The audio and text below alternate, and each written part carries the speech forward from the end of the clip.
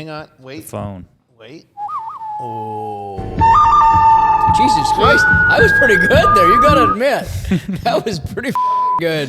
And now, another exciting episode in the adventures of Outdoor Journal Radio.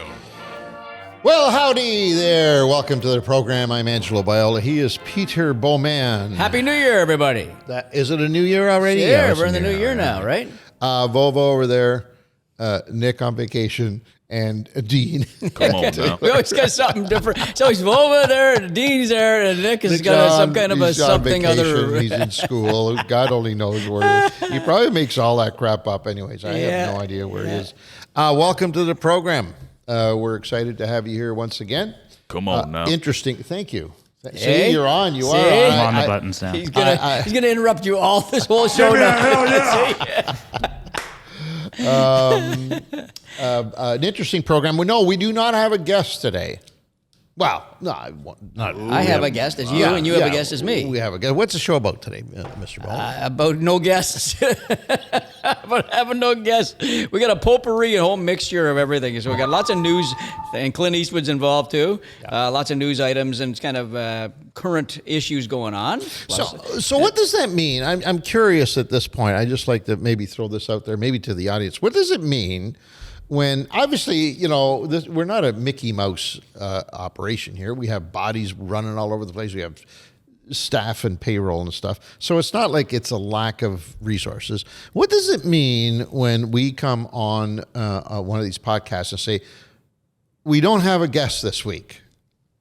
Is it by design, you think? Yeah, by design. Oh, it's by design. So there were guests lined up. We just said, hey, wait a minute. Yeah. We're okay. No, I'm just curious. They're lined up outside. Or they might have said, hey, wait a minute, not this week, maybe next year. I'm just curious. I'm asking the questions that the audience might be thinking, and I'm The audience on their, might like just you and I. Just like on the Fishing to Canada show. I'm just you never asking. know. I'm asking. I need to know. So, Dean, you're saying that this is by design. Yep. 3 of our top 5 last year were just you guys. So That means they like you guys. more than less. Yeah, there you go. Okay, who knew? All right. Now we know. So now I don't have to worry when I come on the mic and say, we don't have a guest this week. It's not because somebody didn't do their job. It's not because we were need to refused. up our ratings. That's why we need to up the ratings. So we need to up the ratings so we'll have no guests when we need to get more audience. Come on now. I like that. Yeah. See, now I feel better. I hope you do too, because I needed to know. Anyways. We're God, starting off help well, us. aren't we? God help. It's a new season. It's a whole new year. So I think we by the way, I don't want to say anything, but You don't want to say anything, but you're going to. Right? but I'm going to. It is the new year. So that means that certainly in this part of the world that we live in, it generally means it's winter, right? So the question, I'm looking at the screen now, and I'm wondering, I know why we're sporting the Fishing Canada brand, because that's what we are. And we by the way, have you been to the site lately, to the store? There are more new things going up there every day. But anyways, my question is, it is winter. I have a hoodie on, sort of a winterish kind of a thing. Mr. Bowman, on the other hand, is coming in a nice little T-shirt that he should be maybe down in the Bahamas, freestyling one of those wind surfboards or something. Well, Volva's got a short sleeve shirt on over there, and Dean's got like you guys are. It's like a split right now. I dress this way all the time, though, all year round. Yeah. Yeah. And Long sleeves. I do agree with you, because if you turn the heat on in this place, then I'd feel better with this thing on. It's a heat issue. Thank you. I'm trying to sell the folks on wearing, it's winter. Let's get the hoodies. We got hoodies you featured can't wear on. a T-shirt in the we wintertime. We have hoodies featured on the store. I'm just throwing a lower priced item out there. That's all. Hoodies are, they're very they're attractive, high-end. by the way. I don't want to mislead people that you're not sporting well. You look very attractive in that Fishing Canada. Can Steve give me a hell yeah? Give me a hell yeah. Thank you. Embroidery and everything on it. Absolutely, Okay. buddy. All right. Good. I got it all over. Are you It's finished out. now? Are you done? It's out. Okay, no It's guests, out. and Pete's got a T-shirt on.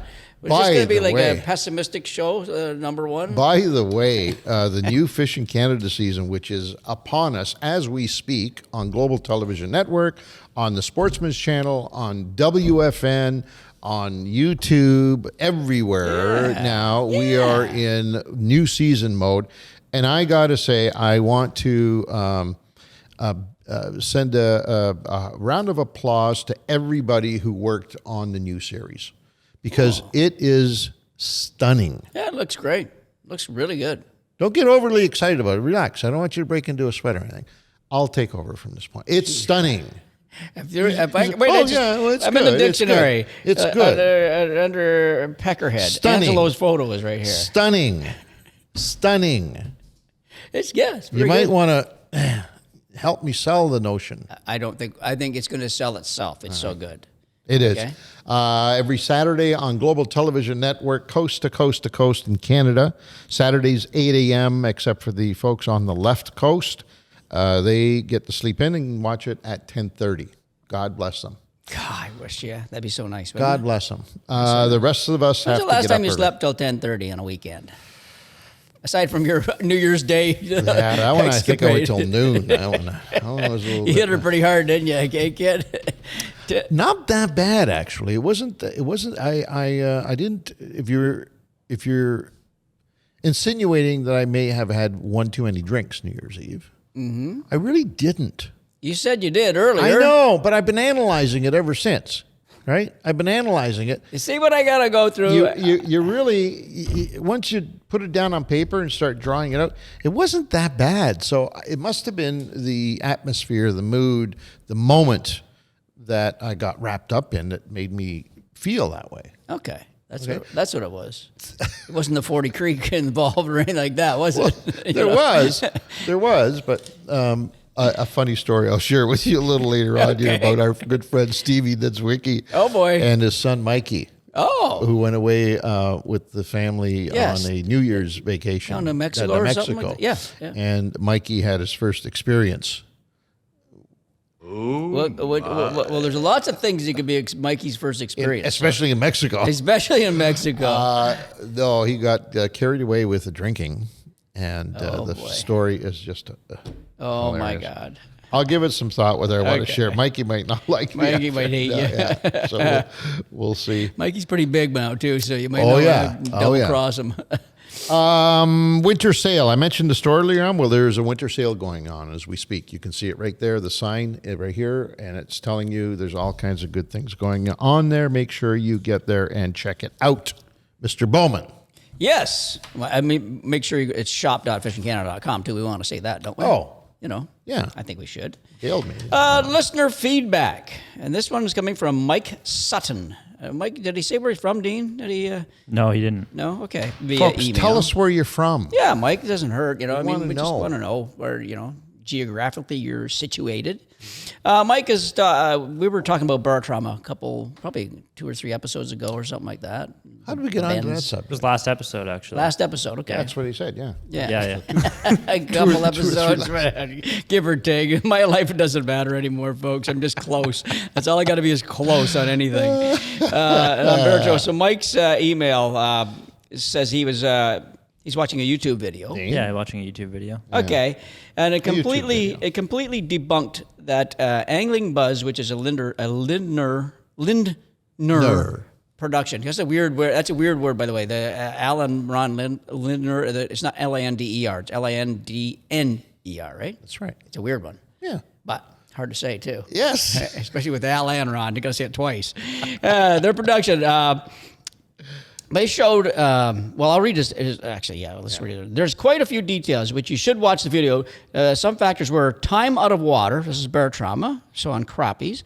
Released into a confining cage and clipping the tails. Plus, he actually used LiveScope to confirm fish survival. Hope you can clarify this on the next podcast. Thanks, Mike. Well, I actually watched that. It's funny you say that because I watched that video at Mikey Burris's house a couple weeks ago, or a week ago, whenever it came out. We were just A lot of talking about- Mikeys today in the show. Yeah, and I watched that. The first thing, time out of water, you and I have always said, time out of water is crucial. You catch that fish, you should get it right back if it's showing any signs of barotrauma. If you get it back instantly, that fish can get a big push and go straight down into the water. So the time of the water is very important, obviously, in that. They were showing that. I don't know what this clipping of the tails was all about. I don't, because I didn't watch the Lindner production of it. I just watched this YouTube video of it. Clipping of the So tails. they actually cut the top of the tail fin. So that they could identify the fish again? Which Which is dumb. How are you going to... and why clip that one? I'm not sure. But yeah, I think in the video Aaron talked about. He showed a graph of what like how much that affects the fish to clip that part. It was pretty it's pretty. It just seems impactful. like the Clipping caudal of fin, any right? fin on a fish is critical. For years, we don't do it anymore, to my knowledge. For years, we would clip fins to identify fish that were being stalked by this group versus fish that are stalked by that group, or versus, you know what I mean? And it was by year too. Remember, they did by year. Okay, this year. And so you clip this fin or you clip that fin. I don't care what fin you clip. It's like cutting off your foot. I mean, let's be honest, or an arm. Well, a finger maybe. Well, what do you mean a finger? A fin is an arm. They can't. They did not take any of the. I don't think they took any of the important. Did they take the pectoral fins? They did take the pectoral fins? Yeah, hell okay. yeah. Okay. For That'd be an years, arm. all of our steelhead that we're going Steelhead into were swimming around with one arm. So I don't care what anybody. I don't mean Yeah. to make fun of that, by the way. Don't get me wrong. But if you cut off an appendage on any living creature, it's going to affect the way it performs. I mean, it's not necessarily going to die, but it's going to affect the way it performs. So any study that requires... Is that it, Dean? That's the actual study? Yeah, those are the nets they use. Anyways. It was weird watching these. It was weird how they released into a net like that, and the fish did. I think some of them proceeded down, but a lot of them went straight to the side of the net. Right, Dean? They went right to the side of the net, and then they just got discombobulated and came back. So what are we saying here? Am I understanding this correctly? Is we have an individual who has his own agenda, who is debunking another individual production company on a study that was done on crappie. That's what he's saying. Is that what I'm saying? The bigger issue was that the MNR was involved with the other study, with the angling buzz study. Right. And Linders have been around for a million years.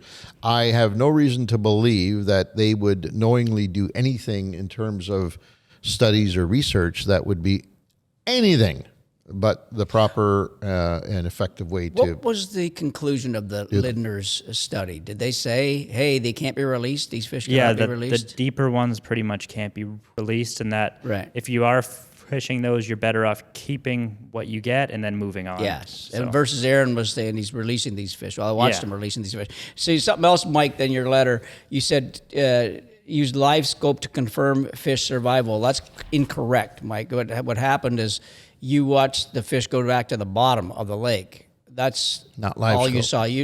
With LiveScope, you watched it. You watched the fish go down the bottom, but that doesn't mean they survived. No. They could die within an hour, 2 hours, 2 days, 2 weeks, or whatever, because of the barotrauma. We don't know that, because Hans and I were talking about this earlier, in that there's really not a lot that we've heard from experts in the world of barotrauma, and freshwater fish at least. There isn't. Right? The reason being, it is such a difficult and subjective study. And thing to Because gauge. It Think about depends. that. It depends on which way you want it to go. Yeah. I mean, you really it's not a. What Mike says here is the way a lot of people are just thinking that. They see, hey, that fish went back to the bottom. That's it. Done. It's good. Good. Right? Move on. We all think We're good that. to go. It's good. Yeah, the fish has a chance, a better chance than laying up under the ice there at the surface. That's for sure. Of course. So it's a very gray. It's a very gray area. So. There just isn't enough information available. We don't have the technology available. We don't have the scientists willing to invest the time and effort and money into the studies. And so anything that we see now, we kind of have to take with a grain of salt, use a lot of common sense, and try and make the best of it. So I did the last trip that Mikey and I were out in the boat. I kept some nice smaller walleye. I had 3 in the box, and 2 of them were upside down. So I thought, and I have a fizzing needle, and I've never used it. You know that. You and I, we were always like that. I had a fizzing needle. I got out in a boat, pull up a YouTube. Ted Takasaki is a walleye tournament angler at that. And I thought, what the hell? I'm going to keep these fish. These fish are going to die, right? It's because I'm going to fillet them. So got a leg up, put the thing in, and all of a sudden, you see the air flowing out of the belly like that. 15 minutes later, you look down there, and they're just happy as hell in that live well, just swimming around like. So you did it. Best thing ever. Good. Yeah. Good for you. Like just to practice it, right? Yeah. The end result of those fish is in the frying pan, but no matter what. Exactly. Fried up good. But they fried up excellent. Fizzed. But you know what the freakiest part of that whole thing was? Is when I grabbed that fish to fizz, those two little fish, and they weren't big. They were small ones, like 3-pounders. When I grabbed those fish to fizz, they've just really laid there kind of lackadaisical and did nothing. As I was fizzing, you could start to feel them getting some strength back, and by the time it was almost done, they were like wanting there. So this air in them must. How long did it take you? Minute, maybe something like that. Ish. I'm just guessing. I mean, I'll tell you what, it was cold on the hands because the water was 38 degrees. Oh. It was nasty on the hands in a live well. But when you let them go, they look like a different fish. It's just totally. And how did you determine the proper entry point? How did you through that video? Okay. I watched a video and I just took a chance on this. This is the way he does with walleye versus like it's a very different place than with smallmouth fishermen. Smallmouth anglers take the fourth spiny dorsal fin to the anus, take a line there, and then they go back from the pectoral fin to that intersecting line, and that's their spot to do it on. This one was more like it was about an inch forward of the anus, and then over just towards where the white of the belly meets the color of the scales. Just popped it in there, and the old bubbles just started flowing. Freaky. Oh. Yeah, and the fish just came right to life. Like honestly, it turned those fish from zombies into athletes. That was crazy in that sense. Wow. Okay, yeah. That's a positive thing for sure. Well, they've been doing it for a while. They've been fizzing. They have walleye during walleye tournaments forever, right? So. Yeah. So. Anyways. All right, that's an interesting subject altogether. Can we at some point get somebody on here that can maybe shed some light on this? Yeah, I think we'll get a couple people because I think the opinions are all over the place. Yeah, so we should talk to a few. I think for sure. Speaking of catch and release. Yes. Which we were. Thank you, Mike, by the way, for sending that. If you have any questions like Mike did there, he obviously saw something that he wasn't completely clear on, so he said, let me talk to the boys and see what they can come up with, and we did. But you too can join in on that. If you've got a question that relates to fishing, the outdoors, anything that we might have some intel on, by all means, give us a shout via email. Is that the only way they can reach us? This one was on YouTube, I believe. In the comments on YouTube, Look I at got this that. from. It says via email here. Woohoo. Mike Sutton via email. Okay, maybe this one was on email. I know. You were setting Mike Dean up, weren't No, you? You were no, setting him up there. I'm just Poor looking Dean. right there. It says, and I'm assuming, now I could be wrong, and please correct me, because I know you have several assistants that work for you here, in interns, but I'm assuming that you gave them the directions on writing this If it's document. in there, it's correct. Everything in there is correct. Oh, so it was via email then? It was, yeah. Ah, okay. I So remember now. so it just came to Yeah. you. Okay, good. Hey, the Dean machine. Busted. Anyways, thanks, Mike. Anybody else, you can reach us via email or whatever Dean deems to be appropriate at the time. Instagram, Facebook, or YouTube comments. There you go. There you go. Okay, more on catch and release on fishingcanada.com now. Let's not get that wrong too, right? correct. Yeah, that is the that's intention. correct. There's a 3-part series that's going on right now about, and it has, it's kind of connected to Mike's question, I guess. Yeah, it is. 3-part series. History of catch and release is the first part. Number 2 is effectiveness of catch and release. And once again, even that question needs to be asked over and over and over and over again because there is no definitive answer. Right, because, well, we know some fish, you catch them and you know that they've been hooked before or whatever. So you know that fish, individual fish, catch and release work. But it doesn't mean every fish it works out either, right? So you have to... And you know what the secret here is, I think, or the key to all of this, and we've discussed this before, and we just discussed it again a few minutes ago, depth. the depths. That's huge. Because I know from personal experiences, and I'm talking with largemouth bass now, not smallmouth or walleye or anything else, but I'm talking specifically with largemouth bass, that shallow water largemouth bass, and shallow water can be, it's kind of relative to what you believe is shallow, but we're talking anywhere from 2 feet to 8 feet. Let's call that shallow water. Yep. And anything beyond 8 feet, we start maybe calling it mid depth. But anything in shallow water as it pertains to largemouth bass, I can tell you from personal experiences that the release success is nothing short of amazing. Phenomenal. Reason being is because we've caught those fish again from the same spot. Absolutely. Days or weeks later. Or years later. I have one fish that a largemouth that in about 10 feet of water, 8 to 10 feet of water, I caught 3 times, and I know it's the same fish, and that was over a span of about 7 years. Yeah. They live there. That's home. That's home, and it's got markings on it. So, yeah. And I've released that fish 2 other times. I got it a 3rd time. So, yeah, absolutely. Largemouth's a great example for a survivor, right? They are like they're the perfect zombie fish. Yeah. They just go and go and go, right? So they're the perfect release specimen. Yeah, if you're doing a release study, a catch and release study, largemouth are good to work with if you want that study to prove conclusively that they will survive and go on and thrive and reproduce and all that stuff. However, 2 things there, the species and the depth. If you take those 2 off the table, I think most of the other studies and information, certainly that I'm familiar with, are, and I use the word subjective because it depends on where the author of that study wants to take you. If he's on the side that catch and release works, the study's going to take you to proving positively that it works. If that study is being done by somebody who is anti-fishing and anti-releasing a fish, that study, it can be turned to prove that we shouldn't be fishing or should not be releasing fish. That's why I say they're subjective.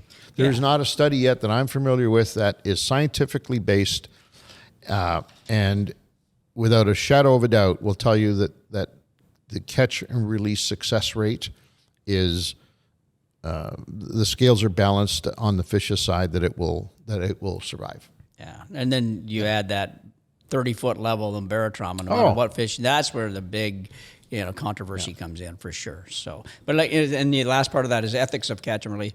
But one thing that Angelo Viola and Reno, I think, used to say all the time, and it just makes so much sense, is that if I don't throw that fish back, he's dead. If I release that fish and it swims away, he's got a chance of living. So that's the other way you got to look at it. Yeah, you remove all doubt. You want to remove all doubt about catch and release? Don't release any fish. Kill everything that you catch. Yeah. Now we removed all doubt that fish is definitely not going to survive. Put it back in the water. Yeah, right? There's a good chance. Yep. And that's part of the ethics. But anyway, it's an interesting 3-part article on fishingcanada.com. And the title is Catch and Release, the History of Catch and Release. So check it out. Podcast Network, Mr. Bowman. Look at us grow. Woohoo!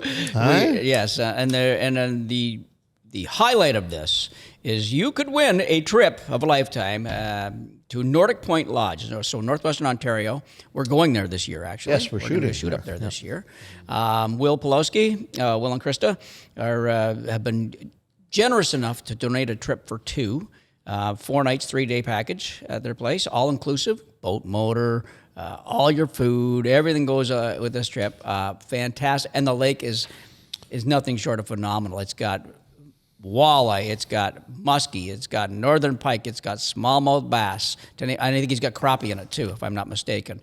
And good numbers and good sizes of each fish too. So on fishingcanada.com, this is a $4,300 U.S. value. Yeah, it's $6,000. By the way. Just yet another great prize package that we've been giving a chance for our audience. And as you're listening, there may still be avails on getting in on the contest because it expires the end of January. So if you're listening to this, chances are real good. You can go over to fishingcanada.com as we speak and make sure that you are entered in this wonderful contest Give it a shot. 4-night, 3 days to paradise. There's an interesting story on the next story. This is why you give it a shot, because the next part of this, Daniel Cozzolino, is that the way you say that? Cozzolino. Cozzolino? See? From Richmond, Richmond Hill, Ontario. That was good. That was very good. But just won, I think it was yesterday or the day before, Dean? It was yesterday. Yesterday, Oh won my God. our Garmin LiveScope Plus package. Wow. And what a great prize. But the reason I Could said you that is Daniel was shocked when Dean called him. So Daniel was, he didn't believe it. He just, No kidding. what? I what? I did. I won. And Dean it was said, awesome. "Yeah, dude, you won. He was so happy. So what I'm trying to say is that anybody can win. Now Daniel put a lot of entries in. He tried his damnedest to win, and guess what? He won. Good job, Daniel. So anybody can win, even with one entry. But I mean, the whole point is that you're not going to say, "Oh, I'm not going to win that," because somebody's got to win it. But you make it sound like it's a real chore It's not a chore to No. enter and to have, like... I just want people to enter it. I'm saying No. the people that are get No. intimidated and they say, I'm not going to win. That's Well, no, what people because say. I read an email from somebody. I don't know how I got it, but somehow I ended up with an email from one of our contestant goers, and he was actually complaining. You know, well, if you'd make the contest easier to enter, it might make it a fair contest for people like me that don't like to put any effort into winning things at all. I think I should just be able to sit here and you should send me stuff. That was basically what his letter was. You know what I'm talking about, Yeah, right? I do. If you would make it easier, more people would enter. Well, guess what? It's only the biggest contest in the nation in our industry. So I don't know how much bigger we can make it. There's millions of ballots being cast every month into this thing. So I don't know how much bigger we can make it or how much easier we can make it. Is that the guy that complains about everything? Is that the same guy? No, that's another one. That's another one. Yeah. Oh my God God. love you. And you know, if you're watching this podcast and you're one of those people, we're not being mean and angry or anything like that. We're just, pointing things out to making you a point. because it behooves me. How? Here's what I'm thinking. Here we go. Here's what I thought like as it. I was reading that letter from him. I was thinking. It was a him, right? It wasn't a her? It was No, it was a him. It was a Okay. him. I was thinking there was more effort and time spent composing that piece of literature because it was very well written. I know There was where you're more going. time spent. The time he spent doing that letter and sending it out to us, he could have had 100 free entries into the contest. Yeah. I figured it out. Yeah. He could have actually had 100 free entries. The time it took him to complain about how hard it was to get an entry into our contest, he could have had 100 of them. So I don't know. Wow. I don't know. I don't know what to tell you. I mean, it's Daniel is proof that hard work will pay off or could pay off, right? He put a lot of entries in. So it's up to you. You can't win without being in. That's all. Just get some entries in there. Just All I know work at it. is that we're pushing $1 million worth of goodies that we've given away in 2 years on that.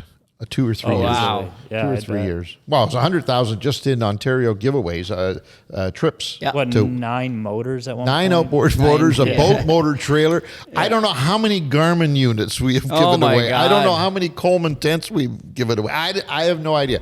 All I know is that we're pushing the $1 getting- million mark. we're getting there. And it's fantastic. We love doing it because it is really great to read comments from people like Daniel Cozzolino. See? Grazie. From Richmond Hill. And thank you for putting that in there, Daniel, from Richmond Hill. Or no, actually we knew because we don't have to send the product. That goes out directly from Yeah, Garmin, but doesn't I've it? sent the address to Garmin. So. Oh, you had to send them the address. Okay. Anyways, who won a LiveScope Plus. Congratulations and thank you for... And good work, buddy. Good work, Daniel. Keep it up. Nicely done. Okay. I'm tired now from all that work. See, we haven't even got to the meat and potatoes yet. I'm tired. Look at all this stuff we Well, got. you're gonna have to pick up some of the slack here because, man, I'm bush.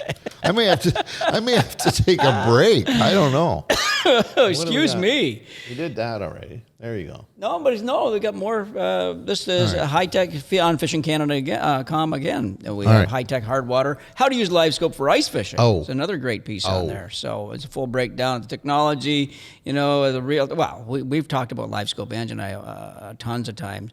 We use it mostly 99% on the open water, but we have used it through the ice too, and it's just as effective through the ice. It really is. I think it might be more effective. Well, you have less movement to worry about. That's the thing. That's the whole key about it. Your transducer is dead still until you turn it or maneuver it. But if you're pointing in the right direction, all that can happen is you can see fish. You know what I mean? Yeah, it's pretty cool. The fact that you're stationary, I think, is the important thing there. Because when you're on the nose of a boat, the boat, no matter how you've got it locked in, the boat's got some movement, right? Whereas when you're sitting on the ice, you're stationary. So if that transducer is pointing to your right, it's to your right. Yep. There's no mistaking where that fish is. Yep. And when you move it, there's no mistaking to where you're moving it to. Yeah. On the boat, there's a little boat movement. Variances that might, but on the ice. You got to learn on your boat. There's more of a learning curve, right? There's more of a learning curve. Oh, for sure. To figure out where they are, where I got to point it, where I got to cast, et cetera, et cetera. Yeah. When you're on the ice, it's a whole different story like that. And then the best part about LiveScope on the ice is you get to your area-ish, you just punch a hole. Everybody's pretty much got a decent auger nowadays. You punch a hole, you drop your LiveScope transducer in, you start spinning around 360 degrees, and you look for where the fish are. That does help a lot. You know what I mean? That's like, hey, or even a weed bed or a rock. There's a couple of rock pile, a couple of rocks in a pile. You just point to it and say, okay, I'm going to go fish over there. You mark it at 50 feet on your, or mark it a waypoint if you want. How accurate do you think that is, where it says, 50 feet? It's do you think it's very accurate? Yeah. To the point where you could actually measure off 50 feet on the ice. Yeah, I've seen it and done. Say that is exactly where that. There's been a couple of studies. There's been a couple of studies. Not only that, but on the angle shooting out too. I always thought the transducer shot a straight angle. When Garmin first told us, it was a sliver. They called it a sliver. Yeah, it's not. It goes out in almost an angle or angular. So like a cone, fashion. like a regular transducer. Almost like a cone in that sense. Wow. Yeah, it gets wider at the farther point. Is what these guys are doing. And they're proving that on the ice is the best way of proving that, because now you walk out there and then you go, oh my God, at 30 feet, you see the drop something down the holes or here. At 50 feet, you can drop them out here. You can see, you turn your head, see the width of the cone or whatever you want to call it. That's interesting. So, it's very interesting. Have we talked to the folks at Garmin about that at all? I have not. No. Perhaps maybe we should. Well, or we just go do our own experiments and learn on our own too. That's kind of fun too. It is kind of fun. That sense. So, anyways, LiveScope on the ice for ice fishing. If you can afford it, you better get it. That's all I can say. And I think from my perspective, where it really pays off too is in being able to determine the size of the fish that you're seeing. Yeah, it does. It does help that. And what's fishable and what's not fishable, or what you're after, what you're not after. I think that is a big breakthrough with this technology as well. Yeah, and groups of fish like panfish, crappies. You know what I mean? You're looking at a couple fish, individual fish over there. They might be perch. You see this big ball of fish. They say, well, that's probably crappies right there. So, yeah, it's so much fun. That's all I can say. It is so much fun to fish with it. It's like it's just a whole new game. Probably even more so through the ice now that I think of it. Because let's be honest, for the most part, ice fishing, unless you're onto the mother load of fish, it's not the most exciting form of angling, right? Yeah. You have to entertain yourself in other ways. Well, I think this technology kind of absolutely changes that, right? When they first introduced fish finders in general, flashers to ice fishing, it made a whole new game for everybody, because now you're kind of concentrated. Like when I was a kid, I've said this 1,000 times. When I was a kid and I used to go ice fishing with my dad, it was horror. I hated it, because I go out, he'd drill me a hole, and I'd stand there for the day. The whole day, kid. And you just think about how just dumb that is. Like it's just like, oh my God, when I think of it today, I think, my God, Dad, why'd you do that to me? It's punishment. It's punishment. Yeah. He's probably out there drinking a beer, grabbing a crack of whiskey or something going. But nowadays, it's so much fun. It's so much more fun. You know what I mean? I did rainbow trout one year ice fishing, and I had my LiveScope set up on my hole in the hut and on my set line out. So you can run it in a straight line like that. And I had both lines, and I saw a rainbow trout go over to my line was 40 feet away. I saw the fish come over, grab it, the tip up wet, and I had to run out. I knew the fish. It's just fun to watch. You know what I mean? It's like I would have saw that tip up go anyways. Well, I might not have. No, it was not necessarily. It was kind of line of sight with the door open, but it was so cool just to watch that. And there's so many stories. I'm sure Dean's got stories. I got another rainbow trout story where I dropped the LiveScope transducer down, looked around, and I saw two fish in 40 feet of water, 5 feet under the ice. Went over to that area, dropped down, and caught one of them. It was so cool. 5 feet down in 40 feet of water. I never would have thought that. And apparently You never would have caught them. You never would have seen them. Dropped away past them and Yeah. been all the way to the bottom and did jig up, whatever. So. And it's a fascinating article. It's on fishingcanada.com as we speak. It's called High Tech Hard Water. How to use LiveScope for ice fishing. And there is a learning curve. This will help you tremendously to get to buy certainly the basics on how to use it and a little bit beyond as well. So check it out. All on fishingcanada.com. That is the portal, the gateway to your next fishing adventure. Come on now. Thank you. See. We do have another LiveScope touch. I don't know if you guys want to touch on it now. The LiveScope stuff we've been getting sent in, the 2 arguments. We're going to do that. Do you want to do it now? And you know on what? the subject. While we're on the subject, okay, so let's do that. Thank you for bringing that up. That's Dean Taylor, by the way. Our Come on lovely now. Producer sitting behind the big desk over there, the big screen. We got to get a camera. Can we afford a camera at some point to get you a little more exposure? I've had exposure on one show. That was enough for you? Yeah. Oh, okay. All right. You obviously didn't like the commentary that came from it, obviously. Oh, my goodness. All right. So there was April of this past year, there's an annual consortium of Department of Fisheries and Wildlife Resource officers in Washington, D.C. They get together once a year, and they kind of talk, it's a lay of the land, it's a State of the Union, whatever you want to call it. They go over things that have cropped up in the previous year that they think are enough, there's enough interest in that they should start looking into it. And this particular April, the fisheries management folks started seriously considering removing the use of real-time imagery, which is what we're talking about just now through the ice, removing that kind of technology because it might be an unfair advantage to anglers, was basically what the and they call it storyline. real time. They didn't call it forward viewing. No, or they call it forward- real time imaging as a means of legally catching fish, and at least 12 states now are looking into it, which is kind of alarming. That is alarming. Alarming. Because the way they're wording that, to be honest with you, is that means flashers. That means the amplitude scale on your traditional screen, as well as all this. That won't give you real time, though, will it? Yes, it Like will give real you time. It gives you absolute real time. A flasher is right instant under the water. Oh, the You can watch flasher it. is. The flasher is. The amplitude scale is that little one on the side. It's exactly what it is as a flasher. It is. Kind Yeah, of like you're that. right. You're right. And You're then right. and then you've got if they're trying to ban all that stuff. Well, I mean, I don't know if that's what their game is or if it's trying to be forward viewing. They're looking at it right now. There are 12 states that have taken this recommendation to heart and are, I'm assuming, running studies of their own. And they meet again in April of 24, so in a couple April months. of 24. In a couple of Wow. months, they'll be reconvening and saying, okay, so what do you think? And it's alarming. Can they It's stop really- that? Do you think? Can they stop? They can do anything they want. It's fish and wildlife. I mean, they can do anything they want. They have more power than regular police enforcement conservation officers. I mean, officers, conservation is, which is good, and it should be that way. Yeah.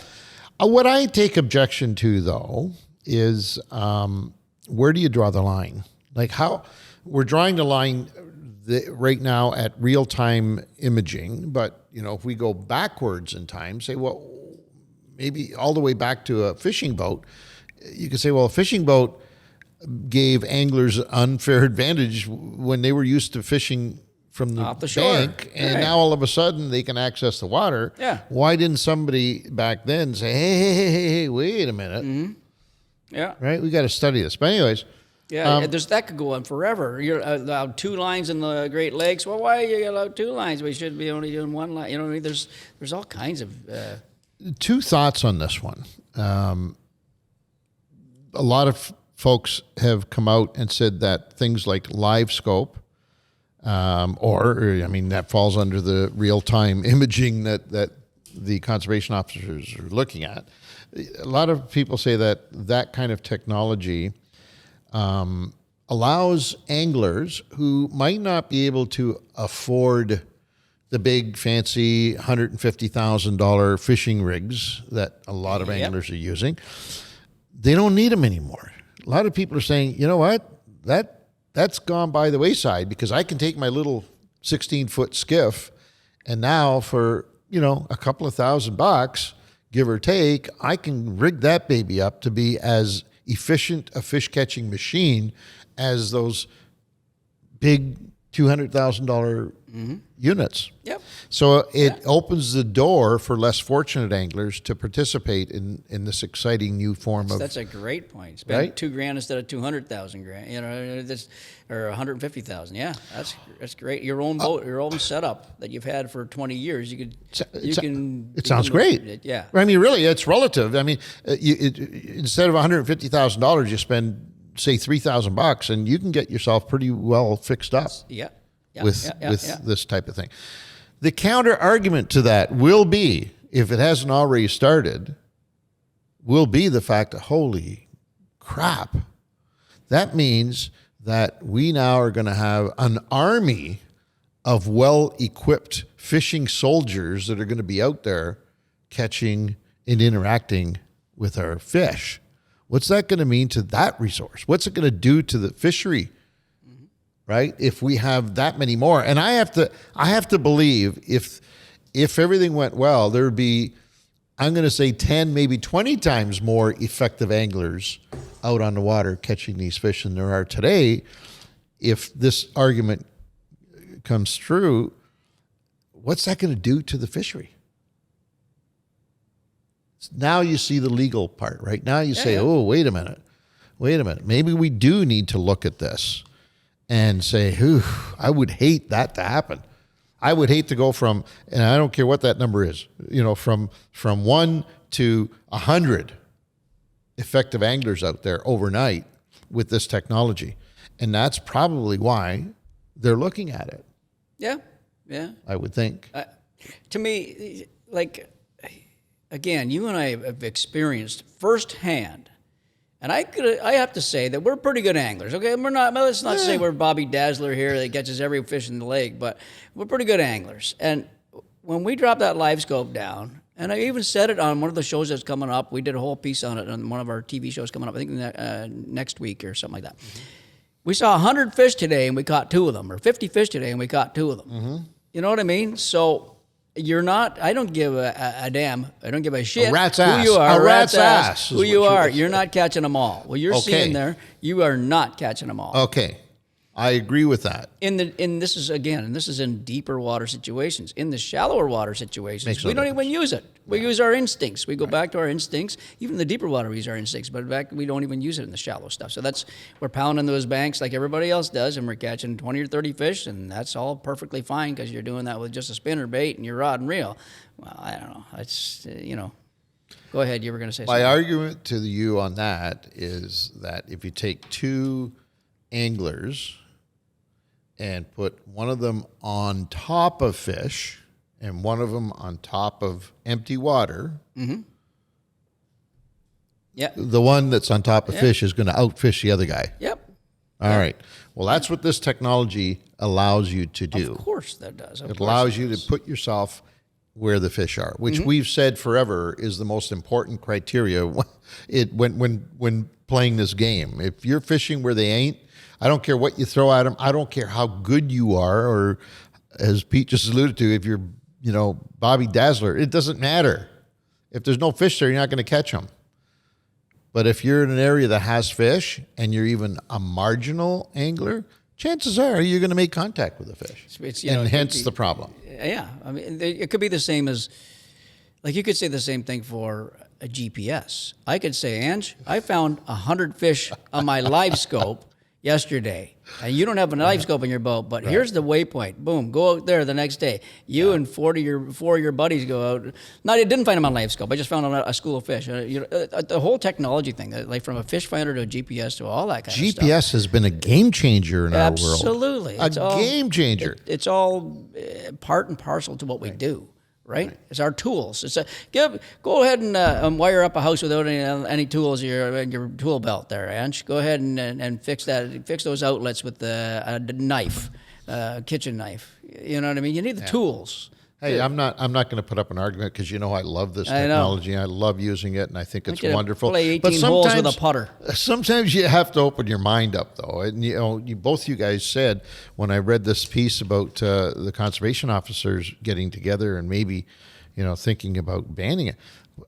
How come? Well, I painted a picture for you as to what maybe is going on in their minds. Mm-hmm. Yeah. They have to manage a fishery. Yeah. And each one of them has a jurisdiction that they have to manage that inventory. What they're looking at, I'm sure, is if this technology gets into everybody's boat. Yep. And we take the marginal anglers now and put them on fish. Holy mackerel. Like what's the impact that could have, especially on a small body of water? We're not talking, the Great Lakes. We may be talking small bodies of water. How much of this pressure can those fish sustain? Right. And I would find it hard to put up an argument on that. I've seen, I fished, when I started learning LiveScope, I fished a small lake. And I'm 100% will say catch and release, especially with the LiveScope. I was bass fishing. I don't know, the old clubber. Well, because I was fishing smallmouth, right? Right. So, and I don't do that kind of stuff with my smallies. Okay. So, first year I found it discriminating, quite by the way. easy. You know that's discrimination, right? No, that's just selective harvest. All right. I'm just saying. And I like my pickerel. As Antonio and the boys would say, I like my pickerel. They're gonna love that. I got onto the LiveScope thing in my first season in a small lake, very confined lake that you can pretty much fish the whole thing in a weekend for sure. Mm-hmm. And I got the smallmouth thing down. But I said, "Wow, this LiveScope is incredible." Yes, I was catching fish that I would have never caught before. No. Absolutely. The next year, I was having a harder time. I thought, why am I having a harder time? Harder time finding the fish. The year after that, and to this day, I think those fish got smarter because I didn't kill them. There's no way I killed them. And I know they're still there because we catch them without seeing them a lot of times. I cannot get on the same LiveScope pattern on these smallmouth, which were suspended from 5, 10, 15 down, cruising around. They've changed. Now, I'm not saying I caught them all, but I caught a whack of them. You know what I mean? So I did catch a decent number of them. And I can't get it anymore. Now, what changed those fish? Was it the pressure of me? Was it the LiveScope beam going through? Was it, you know what I mean? Why do you think you're the only one who's capable of going on that lake with technology and catching fish? Well, no, I'm not saying that. I'm just saying that lake. Why wouldn't you look at it that way? Why when you look at it, thinking everybody else caught these fish too? Oh my God! Well, what's on happening? that lake, there might be one other angler. Oh, that's that has it? that. Yeah, on that technology. This lake is not a fished lake. This lake is the water ski, swimming, and everything but fishing, except for the pickerel boys. They go out and they like to troll them up and catch them, or some muskie guys. They'll go out and catch muskie. And all that Sometimes stuff. you'd be surprised at the number of people that are accessing water and Oh, fishing. no, there's and I'm not killing the only those guy fish. out there, for We sure. have a great example. A friend of ours owns a lodge in northern Ontario, and there used to be this wonderful little portage into this tiny little piece of water. I'm talking tiny, that had just an incredible speckled trout population. And it was fantastic. Well, all of a sudden what happened there, people started accessing it through the ice, winter. They're running their snow machines into this tiny little place, and it's annihilated that lake. Yep. Like, boom, in a sure. matter of 2-3 years, that lake is gone. Mm-hmm. So it doesn't take much. I know that. You said one other person? Well, then my argument is going to be is if that person had anywhere near the skills and talent that you have and the technology at his fingertips, her fingertips, his, whatever, as you have, then that's 100% increase in pressure on those fish. 100%. Pressure for sure, but I know that guy doesn't keep them either. He's a releaser as well. Okay. Very ethical angler. Does the same thing as me. Gets walleye. He'll go out there and So to your second part of that question then is, if that's not the case, if you don't think there's other anglers going in there with... No, there's others, but there's not then hardcore. the answer is, I think you've taught those fish well. You have taught those fish well to avoid you. Kick my ass. I kicked their ass the first time, and that's it. I have not won a fight in the last 3 years. It's freaky. It freaks me out how... It was such a solid pattern that I was telling my buddy, I said, God, you got to come out here and I'm just going to show you these fish on this scope. We don't have to catch them. I just want to show you this. Showed him, like, wow, that is so cool like that. And that, it don't happen anymore. It's freaky. And the fish are there because we still get them. More blind casting now than anything. You know what I mean? Yeah. So you and I have talked about it. In fact, I've even said on a previous podcast that the next big breakthrough in this real-time imaging technology that we're talking about, or forward-facing, whatever you want to call it, or LiveScope, or whatever you want to call it, the real next breakthrough is going to be in being able to scramble the signal that it's sending out. Because I do believe that you're right, by the way. I'm playing devil's advocate here, but I do believe you're right. Especially on small bodies of water, I think you're training those fish. When they hear you, hearing in this case is when you've got your unit on and you're blasting signal out towards them, they know, holy mackerel. Last time I felt this, it was not a good experience. I saw that ugly guy up in that boat. Exactly. And so they disperse. Yeah, and maybe, I think the next breakthrough in this field is going to be scramble the signal. Don't make it the same. Every time you send a different signal out so that the fish are not getting acclimatized. That'd be cool if you could do that. It's coming. I know it's coming. It's going to be we're almost there. If it's coming, that means your theory is right. If they're doing that, it means that fish feel the signals, right? Of course they do. You know what I mean? You've done enough scuba diving to know that as a human, your senses down there are heightened. Yeah. Everything that you hear, a little tap in the floor of the boat up on the surface 30 feet away, you hear it down there. You feel it. Whatever you want to call it, you know it's happening. Imagine fish who are born and raised in that environment.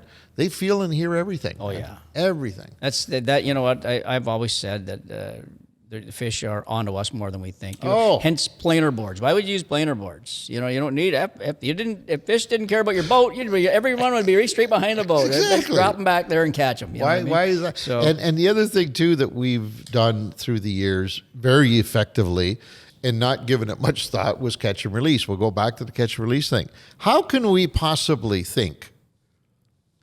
How? And we do it we'll do it again this coming season. I know we'll do it again. How can we possibly think that once we catch and release, 5, 6, 7 fish into that school of fish that we're fishing, that we haven't disrupted the entire school? Yeah. How can we possibly think that those fish that are going back in aren't giving off whatever it is that a fish that has just been yanked out of its environment up into the boat, couple of ugly looking mugs laughing at him, saying, take a picture or two, put it back in the water. You don't think that fish is going back down and delivering some kind of message? Oh my God. Hey, don't eat that. There's 2 assholes up there. You don't want to see these guys. So that's an issue too. And I think more and more it's becoming evident in tournament fishing that you keep releasing fish into a school of fish, you're going to spook that whole school. I agree. They have to give off some kind of a pheromone or some kind of a signal. Which is cool. I have no issues with that. But we just need to understand that that's happening. We need to put them in the live well, Daddy. Well, put them in the box, Daddy, and then release them all afterwards. Certainly if you're in tournament mode, now the reason the tournaments, for the most part, outlaw that is because of that very thing, right? They don't want you stockpiling fish in your boat until you're ready to move to another spot and then release them all, because of obviously the chances of those fish coming out of the live well healthy, if you've got 10 or 15 or 20 fish in there, is not very good. So, the thing about tournaments, a lot of people poo-poo them, mostly cottagers, have a very negative outlook on tournament fishing. But I got to tell you right now that everything that we have in terms of fish management we owe it all to tournaments. We owe it all to Ray Scott and all the boys back then, Roland Martin and all those guys who initiated this whole tournament thing, because it's much like hunters to ducks. Without those hunters who are the conservationists who go out and roll their sleeves up and get their hands dirty and manage the resource, without them, we'd have probably very few of them left. That's right. Well, tournament fishermen are exactly the same. They are the basis, the genesis of everything good that we've got in our fishing management tools. It all came from tournament fishing. Sure it didn't come from you and me sitting on our dock on the weekend at the cottage, bobbing for fish. No. Bobbing for fish. No. Well, catch and release. Remember when Ray Scott started BASS, it was catch and keep. And they just said, okay, wait a second. Something's this wrong. is not working right here. We're keeping 5, 10 bass per person. I think it was 10 bass per person back then. And then all of a sudden they said, we got to do something about this. Hey, how about we keep them alive and we throw them back or something like that. And, Roland tells me stories about back in those days because, of course, he transcended that, right? He was the pioneer, along with a handful of other tournament anglers who gave birth to this whole notion of live release. But he tells me some of the stories. Some of the, they'd sit around drinking beers at the end of the day and come up with these ideas about having water in a tank on the boat. Wow. And trying to splash. Roland tells me that they had this thing, the paddler or something they called it, and it was just he compared it to a ping pong paddle. Yeah. And they would use that, like they would have a timer on their watch, and they would every 10 minutes go in and splash. Yeah, because they figured that it needed oxygen, right? And so with this little paddle, and it was round and soft, and I think Scott invented it. It wouldn't hurt because if you touch the fish with it, it wasn't going to hurt. It was round and rubber, and oh my God, that's what started this whole thing. Yeah. Are those guys? But you're right. There's a lot that's been learned through tournament fishermen. Oh, that's for sure. I think everything we owe to that, without doubt. Anyways, we're getting way behind. Well, that's okay. Are we not? That's okay. Are we good, Dean? Are we? We're good. We don't have to cut anything out here. No.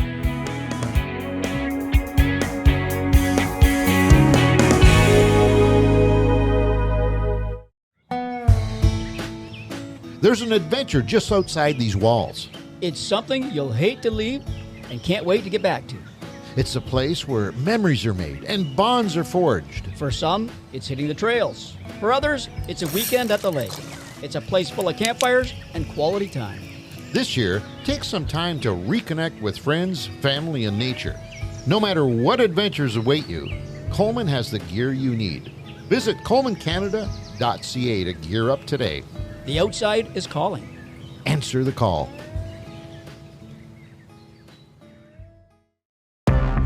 Back in 2016, Frank and I had a vision to amass the single largest database of muskie angling education material anywhere in the world. Our dream was to harness the knowledge of this amazing community and share it with passionate anglers just like you. Thus, the Ugly Pike podcast was born and quickly grew to become one of the top fishing podcasts in North America. Step into the world of angling adventures and embrace the thrill of the catch with the Ugly Pike podcast. Join us on our quest to understand what makes us different as anglers and to uncover what it takes to go after the infamous fish of 10,000 casts. The Ugly Pike podcast isn't just about fishing. It's about creating a tight-knit community of passionate anglers who share the same love for the sport. Through laughter, through camaraderie, and an unwavering spirit of adventure, this podcast will bring people together. Subscribe now and never miss a moment of our angling adventures. Tight lines, everyone. Find Ugly Pike now on Spotify, Apple Podcasts, or wherever else you get your podcasts.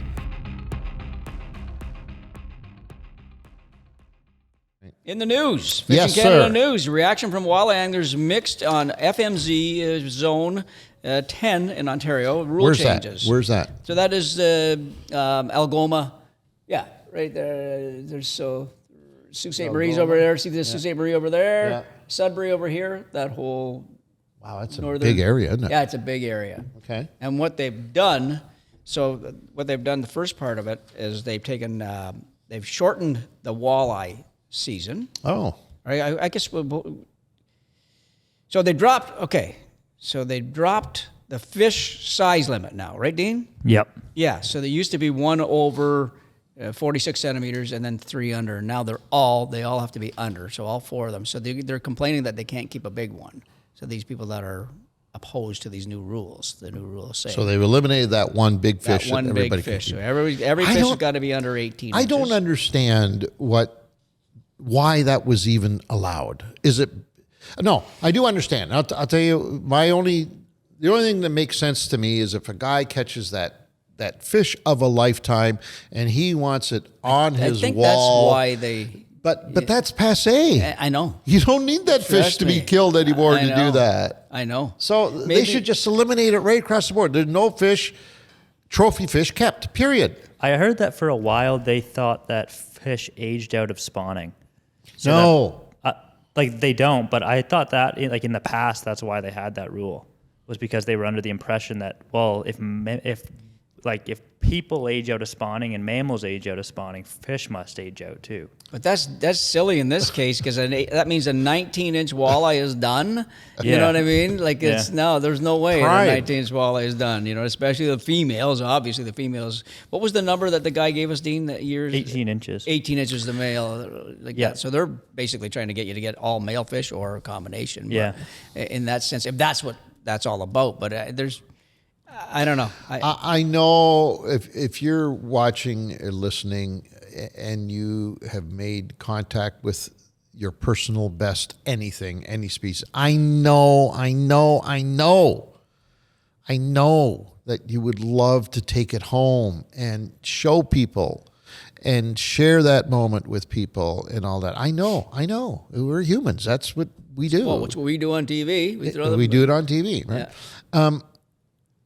But it's just not smart. It's not good. There's no benefit at all because if you take the measurements carefully, take the measurements of that fish, get a few good photos, and then release it in the water.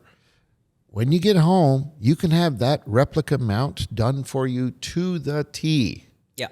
To the T. Looks beautiful, too. They do great jobs nowadays. And now you have your trophy.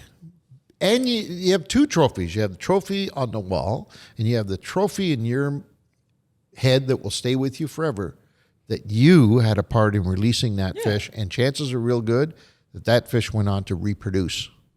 And you've got the pictures to show people when you want to put it on social media or whatever like that. So Doesn't make really, sense. yeah. So I think more and more you're going to see this type of regulation imposed.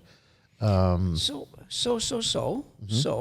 we're fishing in zone 10. Yes. We catch a walleye that's 20 inches long. That's got to go back, right? Yes. Okay. Right now. Can we take a picture of that fish? I know we started this one on a recent episode too because they were studying that. They were asking for input at one point. No, it's not got. This year is completely. They're waiting until next year now. 2025 2025 will be where the decision is made. So what Peter is alluding to is that there's been a study conducted and it's ongoing as far as I know. They want M&R in this part of the country wants to know what you think about no photography of fish that are illegal. Illegal meaning, in this case, if it's over a certain size. In another case, if the season is not open for that species, but you're there catching other fish that are open, if you make contact with the illegal fish, should you be able to photograph that fish? Yeah. And that's what they want to know. yeah, it's a matter of time. It's an instant releases, but what the rules state right now is that, and I would believe it'd be here too. If it was a 19 or 20 inch walleye, you have to just take them off the hook and throw them back without delaying any of the release. That's what they're talking about. So I don't know if that'd be in this case or not. I think it would be, wouldn't it? I can't see the MNR beating you up for it, but technically... They've never enforced it, though. Like with steelhead, you can't keep them most of the time. But people, you take pictures. My question to you, though, is, to both of you, how do I know that this fish is illegal in this case? I would have to bring it in the boat. Yeah. I would have to get out my board. Yeah. I would have to hold that fish. Yeah, make that 19 incher. Yeah, if it was a 24, 25 incher, you'd know it. But so you're right. already molesting that fish anyways. Right. And you want to put it on the board so you can keep it. Well, yeah, you have to. That's you have close. no option. It's closed. If it's That's a good one. if it's a centimeter under, like you're that. going to keep that baby. I like so that. I'm going to you're already molesting the fish. Why would it be illegal then to say, "Hey, Joe, take a picture of that. I want to send it home." I can't see it. I can't see it at all. Yeah, it's different. Hopefully they'll change that up and give a little leeway on that. So I think they have to. They have just no right there. option. That's a great point. How can I do I measure know? a fish? How do I measure my fish? Well, you're supposed to estimate it. What? Yeah. Are you kidding me? I haven't caught anything all day. I want to take one home to eat, and I'm going to estimate. Pan, yeah. So. Yeah, absolutely. The other thing they've done there in the winter season has also changed is shortened to the third Sunday in March now. Yeah, it was 31st, so they've taken a week off that season, and that happens a lot now. I'm sure that all the anglers, they all get up in arms. I remember when the Zone 20 did that for walleye. It used to be to the end of March. Right, and then they moved it. And they moved to the end of February. They took a whole month away from the not only the ice anglers, but to the open water anglers, because we used to go out. You and I have done it before. We'd put our boats in around the ice and start fishing the away. best time. And, It oh was my great. God, It it was was outstanding. amazing fishing, and they took that away. So that's done a lot in the MNR, and I think it's the management. They're the ones with biologists, right? So they must have a reason for that. They must say, okay, the walleye population is getting lower here. We have to do this. We're going to take some flack from the people, but we have to do it. That's the only reason I could see it, right? I don't know why else would they shorten a season. It has to be fish population, right? I would think. I wish I could just give you a resounding hell yeah. Give me a hell yeah. I wish. Mm-hmm.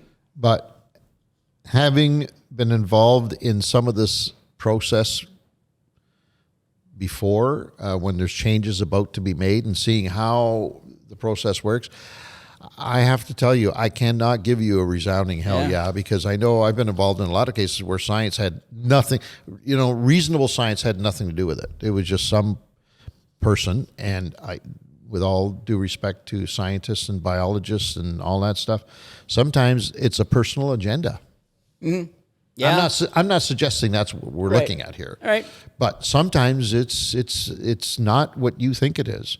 And so, you get people that question it. In this case, we have pushback from this change proposed, which it's supposed to take effect January 1st, 24. So right now. It's in right now for this ice fishing So season. the pushback, Randy Fawcett, a member of the executive of the Algoma Fishing. There's one more, though. Wait, there's one more. Go ahead. They also increased the largemouth kill, so you can keep on a conservation license there. Normally it's 6. You can keep 6 with the sporting license, 2 with the conservation license. Right. Here they're giving you 3 largemouth or bass, not largemouth, Okay. bass. Well, we know what They're the adding- hidden agenda there is, though. Say that because it's important. I I think it's very important. There's still the mentality that bass should be eliminated. Bass should be fished out. Bass should not be where they are. Bass are bad. Bass are no good. There's still that mentality, and that's what I said about hidden agendas, personal agendas. And that's exactly what that is. Yeah. That's exactly. There's somebody in the system that says, hey, our lake trout are getting eaten by bass. They put the emphasis on trout instead of bass. Yeah. You know what I mean? So that's what that is for sure. So And that is so wrong. sad. It's sad. I mean, on so many levels, it's so wrong because you cannot suck and blow at the same time. You can't say that you're into conservation, but only limited to one species, and everything else is frowned upon and should be eradicated. You just can't. You can't do that and work in that environment. The outdoors wildlife management. You just can't. You can't have that mentality. Bass are here to stay. They are not invading anything. Now, there are lakes that don't have bass in them, and yes, if some idiot introduces bass to that environment, then that person should be shot. I agree. Maybe a little drastic. Might be a bit drastic, but yeah. But as far as the rest of it, nature has put those fish there.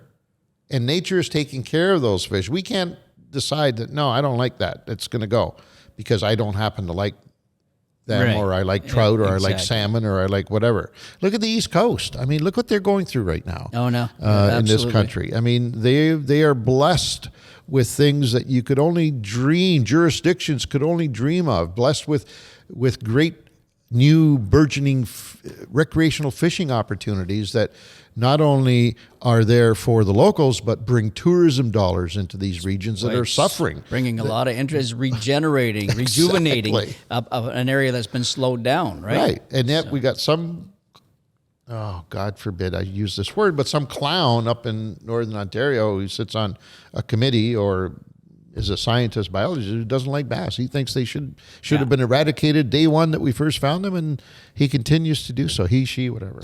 I think it's wrong. Yeah, I agree. Anyways, Randy Fawcett, a member of the executive of the Algoma Fish and Game Club, is starting to, rustle the trees a little bit. And he says that many anglers in the region are disappointed in the changes and are asking for more transparency. And that's the key. That is transparency from the government when they make these decisions. All he's saying is, hey, guys, Let us know. can you show us? Because if you show us, we buy in. Yeah. The only reason that there wouldn't be transparency, by the way, is because there's a hidden agenda. Why else would a ministry that is in charge of fish and wildlife not be totally transparent? Well, because in some cases they can't. There's something there that they are afraid you are going to find out about, and they don't want you to. So Randy is absolutely 100% right. Hold their feet to the fire and say, okay, you put this in place. You want us to buy in now? Show us why. He says, why is the walleye season shortened when there is no evidence that the fish are spawning early? Right. They didn't show any evidence of it. They just, that's a great point. So, anyway. Great point. It's going to be interesting because that's a big region, a very popular walleye Very fishery. fishy region. Yeah. Very. And so it'll be interesting to follow that and see where Did they where not it leads. open bass season there all year for a little Yeah. bit? Yeah, Yeah. It's not there now. Not there now. Yeah, but they did, didn't they? Yeah, and maybe they got pushback on that because that's where Ange and I heard through local anglers that they're doing that because of the trout. They want to get rid of all bass. I'm pretty 'cause sure the it trout is will- open, is it not? No, I looked it up today. Really? It's, Oh, it's okay. For the back. next one up it is, but not there. Oh, okay. Yeah, so they've done. There's a couple of spots, and there's only a couple in Ontario where it's open all year. But Yeah. there's different limits too. You have to, the key for everybody listening here right now. Make sure you look at the regulations every year. You need to look at the fishing regulations where you're going fishing because each one of those changes so much. I learned something today on the regs because I was looking at this stuff.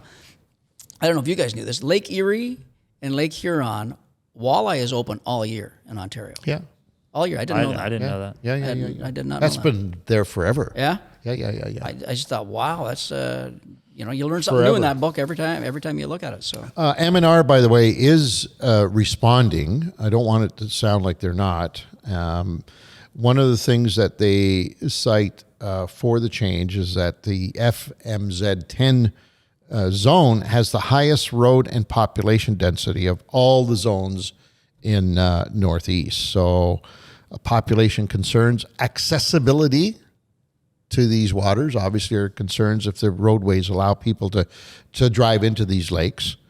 But they're also monitoring it, they're showing results that the walleye population in that area is among the lowest of northern FMZs, and particularly adult walleye abundance is below levels considered sustainable. So here's the problem with making points like that, and that's fantastic. But can you not publish that information? that's the thing. Can you not say to they've Randy written it here- and the other members of the club, hey, Randy, here's what we've got. Here's the numbers. Here, look, 10 years ago, there's not.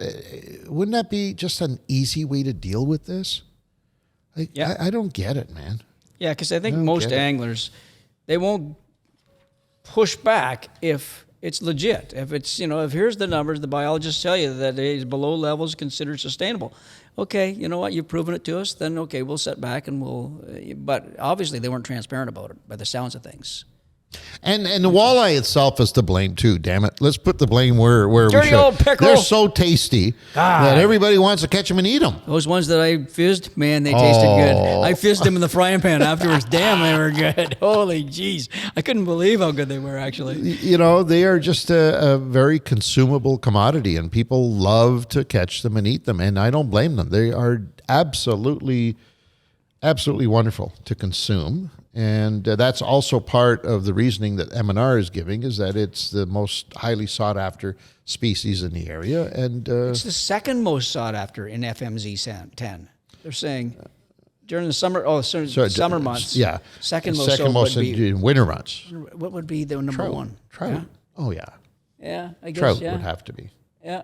Although I find that hard to believe, but it would have to be. That's what they have to say. What other species would be?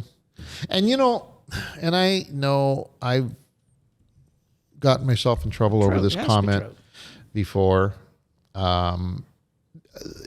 So we spent an hour talking about fishing through the ice earlier on in this very podcast, but quite honestly, I'm not a big fan of it. I don't do it anymore.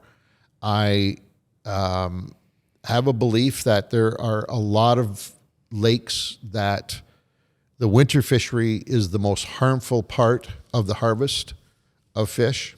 I think that during the winter period, some lakes should get a reprieve. Some fish should get a reprieve from the governor and, get them out of the executioner's box, because I think in a lot of cases it's not necessary. Right. But that's just an opinion. Doesn't mean it's just my opinion. I think there are lakes, and you know what? The one that came to mind most often was a very familiar lake to us, which is only 20 minutes away from the studio here, which is now completely closed for walleye fishing. Right.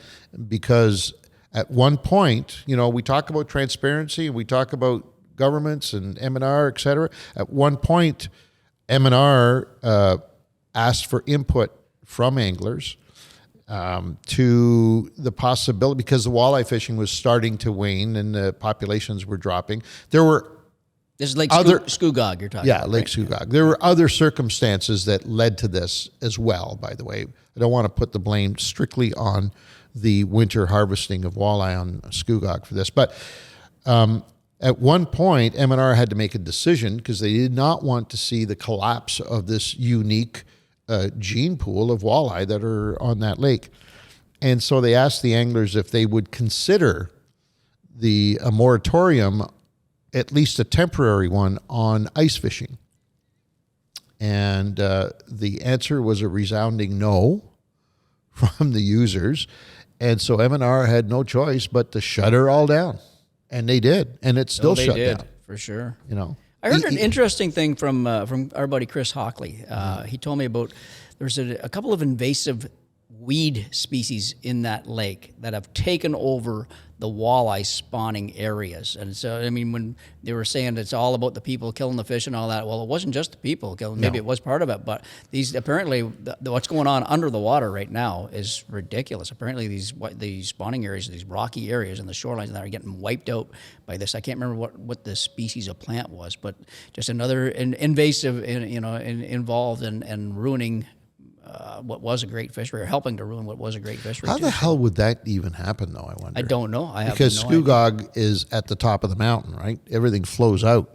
It's not like it flows in. Mm-hmm. Everything is moving out. So in order for invasives to get into a lake like that, they would have had to, in this case, aquatic plants, they would have had to been introduced right on that lake. Yeah.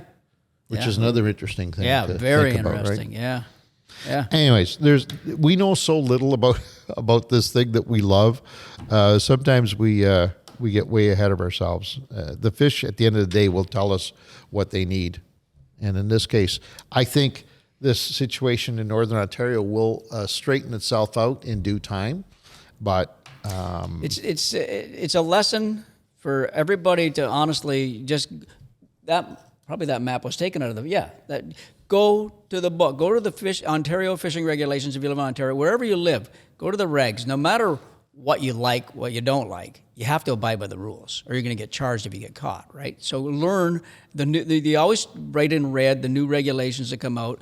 Like I did today, I learned about Lake Huron and Lake Erie. Ans knew about it. I didn't know about that. I mean, I've fished my whole life here, and I didn't know that there was an all year on there. So there's so much you can learn, but you need to know the rules. You really do. You're your own liquor control board in this sense. You just have to know it. If you're on that lake in that zone, you need to know the rules to that. So it's very smart to do. I think we beat that one to death. Yeah, that's okay. Okay. Fan question. My favorite part of the show. Fan question of the week is submitted by Dominic Govia. Govia, is that another C or no? What is that? Govia. C. No. Where are you getting the C? I don't know. You just Govia. I don't know. Where are you getting the C out of? Govia versus go by your own car. You gotta take Where are you getting a C? I want to know. I didn't know if it was an Italian name or not, maybe. Govia. I don't know. Is it an Italian But where's name? the C? C. You said to me, I said the Italian name to you the other day. Si, bueno, Santa la Pergra. You started doing all that stuff. So no, he's that from was Ontario. He's not from Italy. Oh, he's from Ontario. I'm sorry, Dominic. And he contacted us via email. See, automatically, because he's... See, you just said C again. See. Thank you. If you've got a burning question that needs to be answered, submit it to info@fishingcanada.com. Yes. And Dean will take it he'll tear it off of the machine where you sent it in, and he will put it in his 45-gallon drum that he recovered from the local scrapyard a couple of years ago and cleaned it all up and got it all pretty and shiny. It's and a bigger drum, I think. It's a bunch of bullshit. no, it's not. It's not. Thank you, Dino. Good one. Anyways, send it to us and we'll endeavor to answer, just like we're going to endeavor to answer Dominic's question. He wants to know, who did you both look up to as a fishing icon growing up? I think we've had this one before. I think we probably have. But we can definitely answer it for Dominic because he took the time to write it, right? I think. Right. You know, anybody that writes these questions, and they all have a good, they deserve an answer. How's that? If we talk about it. You want to go first? You want me to go first? I think. No, because I'm trying to think of what my answer was on the last time I answered this, and I don't want to contradict myself. So allow me to. I think the last one was who introduced you to fishing. I thought. No, we did this icon thing before. I think we have something. Well, like that's that, fine. but That's fine. I think mine for all time would be Roland Martin. I have to say Roland Martin, because I used to love bass fishing. Then I got into this tournament craze in my whole life, really young and all that stuff. So I'd have to say Roland Martin, and another one that was big with me, if I can go on to more than one, was Rick Clunn, who Later on in life. and after Roland started getting his butt kicked by certain people, Rick Clunn was a huge one in that one. And the other one to me, the other two to me, we mentioned earlier in the show, the Lidners. Oh, for sure. Al and Ron. They are so in a technical fashion. Those guys are Al still. Ron passed away, but Al still has such a great philosophy in fishing, and there's a technical aspect, and he just really gets into it nice. So those are the guys that I would really say have been pretty much got it all covered there. Yeah. I mean, I could go a couple of years earlier than that. I think somebody who got me into the whole outdoors and because of fishing. Do you remember Kirk Gowdy? Yeah, the American sportsman. The All-American Sportsman. I'm Kurt Gowdy.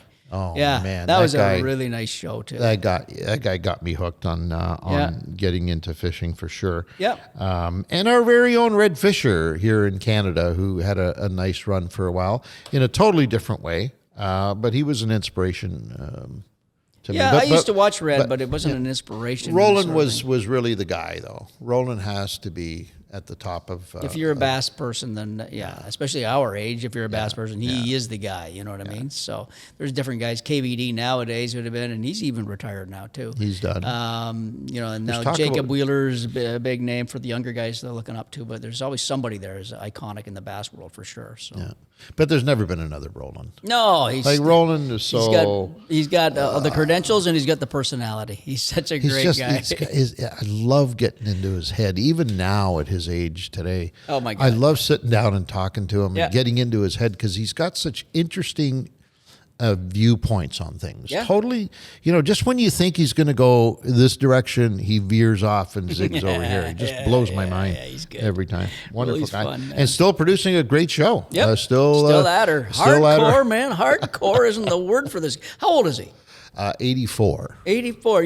We edit his show, and we see all the footage. And that guy runs around a boat like an athlete, like it's unreal. He's got some knee braces this year. He's got though. some of these new stuff happening. So so he may be showing a bit of a touch of weakness, but the guy has got kryptonite or something. He's unreal. I got to tell you something from a behind the scene look and point of view. The difference, though, Roland at 84 and us at our age doing this work, Roland does it all by himself. Mm-hmm. He doesn't have a crew and a bunch of guys who are all sort of helping in the heavy lifting and all that stuff. Yeah. He does it all by himself. Yeah. He's a one-man show. He's a monster, that's for sure. Oh, he's a monster. I love the guy. Anyway, so hopefully that answered your question. Thanks, Dominic. Thanks for writing in. But I think if you go back to a previous episode, you'll see we answered that probably in a totally different way before. Hopefully not. We'll see. All right. What we were supposed to be talking about this whole time, which we totally blew, but we'll just cover it real quick. Yeah. A couple of things. The main segment was supposed to be about this year, 2024, sees us here in Canada as I won't say the last man standing, because that would not be accurate, but one of the last men standing in our industry. Maybe the last men standing in a national level. No. Yeah, possibly. Maybe coast to coast. Yep. Level. Because everybody's retired. Which I don't know how to take. I don't know what to think of it. Everybody's retired or retiring. Yeah. And that leaves us in a We're talking fishing show. Fishing we're talking television fishing shows. Here, Yeah. in case everybody's wondering. Puts us in a weird predicament, because we look at ourselves and, wait a minute. Do these guys know something we don't? Should we have been quitting ourselves? Are we sure that we want to stay at this? And so we've been asking ourselves a lot of questions, and it's not a cop out from our standpoint, but we still have to evaluate all of the information that's out there right now, because the industry is on a bit of a flux. The consumer's not aware of it, but this industry right now is riding on a really thin rail. Correct. Right. A lot of things have and will be changing in short order that will change the playing field, the landscape of this business completely. So, did all these other people bail out knowing that this was coming up? I don't know. Are we the idiots who can't see? Do we need to? That's a great question. Do we need to pull our head out of our asses? How long ago did Bob Azumi retired? retire? A couple years? Three. This will be season 3. Season 3. Yeah. So I don't know. Things were pretty good back then. So I don't know Yeah, if I Bob think predicted that. I think Bob just wanted to. That's enough with the fishing shows. I want to go and I'm going to be consulting for fishing companies, and do my thing, fish some tournaments, because that's what Bobby does. He loves fish tournaments and all that. So he probably kind of said, "Okay, I need to move on to some more fun stuff. Maybe I don't know." What I was thinking of that. Charlie Ray, I'm not sure. Charlie just retired. I think we announced that a week ago, and Fishful Thinking. And we just got verification of it. Ange and I just got verification of it. So I don't know what Charlie's thoughts are on it either. Because he's younger. Charlie's younger than Bob, that's for sure. Right? Oh, hell yeah. I would think Charlie's. But you just said something that caught my attention. I didn't want to interrupt you because you were on a roll there, but you said maybe these guys wanted to do something more fun. Yeah. Wow. No, because no. Is there anything more fun than what we do? Doing it without a cameraman in your face, without having to produce a show, without having to do all that kind of stuff. Lovely Vova. I love Vova. I'd like to take Vova fishing for fun. without having to have Vova have to shoot. I was like, Vova, let's just go catch and release fishing and let's have some fun.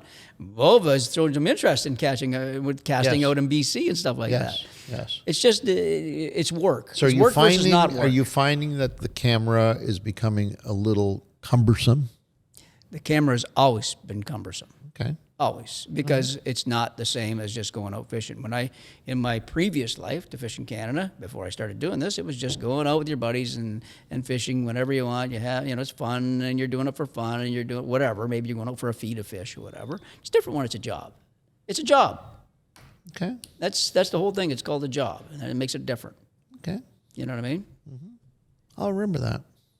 Well, I think you should already know I'm that. If making you notes haven't of known that. by now, then I think you're in a closet somewhere. I don't know. Jeez. I don't know. I don't know whether I can agree with your assessment that they want to move on and do something that's more fun, because I think each one of those gentlemen that you just mentioned, and now I'll go south of the border. I'll jump the border and say people like Bill Dance, Roland Martin that we talked about, and good friend Jimmy Houston. Do you think that they are doing it for anything other than they love it and they're having fun? I gotta. Do you think I think Bill income Dance- must be something to do with it. Are you It's gotta be serious? something to do with it. Are you serious? Gotta pay some bills somehow, don't Okay, you? first of all, I can tell you with total certainty that 2 out of those 3 gentlemen, Are millionaires? they have no need for money. Money is an encumbrance. Okay. So let's remove the money from that. Money's never an encumbrance. It is an encumbrance for them. There's 2 out of the 3 there. He's got to be one of them right there, doesn't he? I'm not saying. He's made millions on his bloopers alone. I'm God, not that saying. guy. So money is not the issue. That guy does it because he can't give it up because he's afraid that he'll stop having fun. Good point. That's that guy. Okay. The other guy I'll give it to him. is probably as close to that mentality as Bill, and that is Roland. Right. The third guy that I mentioned here, Jimmy Houston, Yes. there is nobody on this planet that has more fun than Jimmy every day that he's on the road. Okay. Nobody. So if everybody's having fun, why Nobody. are these guys retiring then? Why did Well, Bob and that's why Charlie I'm retire? that's why I'm throwing that out, and that's why when you made that comment, I had to stop and say, what's going on here? So what I'm saying is maybe not everybody takes your opinion and says it's fun. That's all. I'm not saying it's not fun. It's the greatest job in the world. I'm saying it's a job versus not a job. Okay. Now, you're different too. You own the company. I'm an employee. That's different too in that sense. Okay. As being an employee, no matter what. You work your What's the whole life. difference between you and me? Well, obviously, you think it's a lot more fun than I do.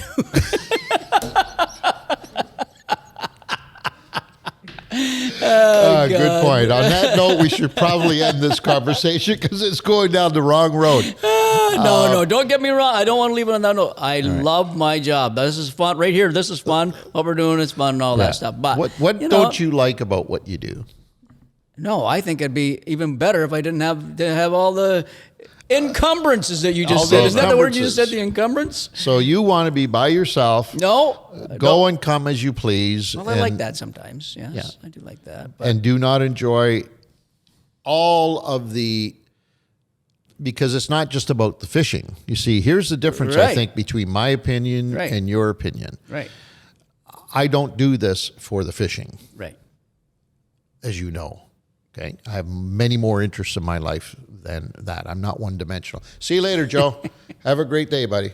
Yeah. Joe's coming back. Joe Don't worry. Gorskowski, big You hand see? for Joe as he You goes see? for lunch. Joe would agree with me right now. Okay, just with the way that boss just said something like that right there. Okay, smart enough. Have a good lunch, Joe.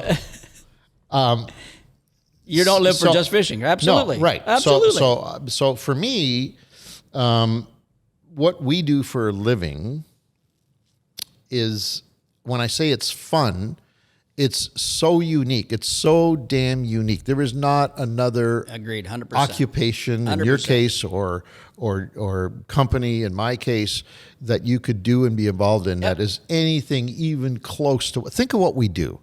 We'll sit here in the next month or so and we'll design where we want to go and travel to all of next year. And then we'll get on a plane and or in some cases, we'll drive to these wild, domestically exotic places that most people do once in their life. Absolutely. If they're lucky, Absolutely. they will do it once. Agreed. We do it year after year after year, and we have the ability to change it up. We can pick and choose.